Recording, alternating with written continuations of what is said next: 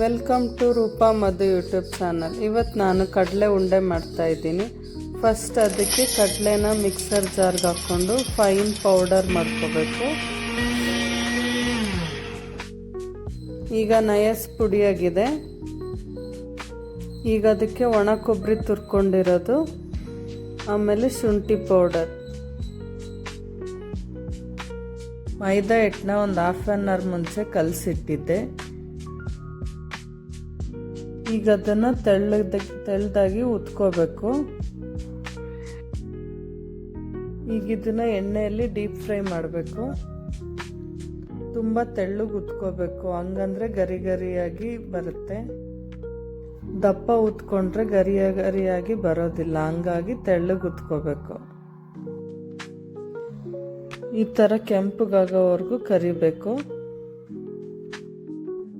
ಪೂರಿ ಎಲ್ಲ ಕರ್ದು ರೆಡಿ ಮಾಡಿ ಇಟ್ಕೊಂಡಿರೋದನ್ನ ಒಂದು ಮೂರು ನಾಲ್ಕು ತಗೊಂಡ್ಬಿಟ್ಟು ಮಿಕ್ಸರಲ್ಲಿ ಸ್ಮ್ಯಾಶ್ ಮಾಡಬೇಕು, ಚೆನ್ನಾಗಿ ಪುಡಿಯಾಗಿ.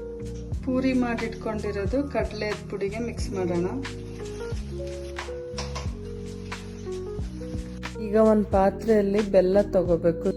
ಕಡಲೆ ಎಷ್ಟು ತಗೊಳ್ತೀವೋ ಅದ್ರ ಅಷ್ಟೇ ಬೆಲ್ಲನ ಸ್ವಲ್ಪ ನೀರು ಹಾಕಿ ಕರ್ಗೋವರೆಗೂ ಕರಗಿಸ್ತಾ ಇರಬೇಕು ಬೆಲ್ಲನ.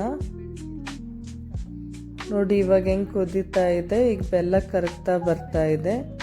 ಸ್ವಲ್ಪ ಹೊತ್ತು ಕುದಿಸಿ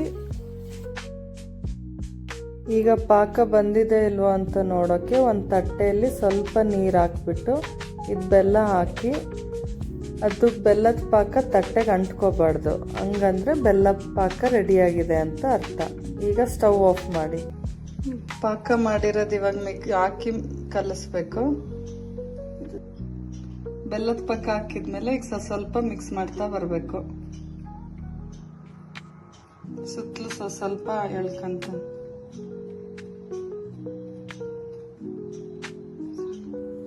ಚೆನ್ನಾಗಿ ನಾದ್ಕೊಂಡು ಈಗ ಉಂಡೆ ಕಟ್ತಾ ಬನ್ನಿ.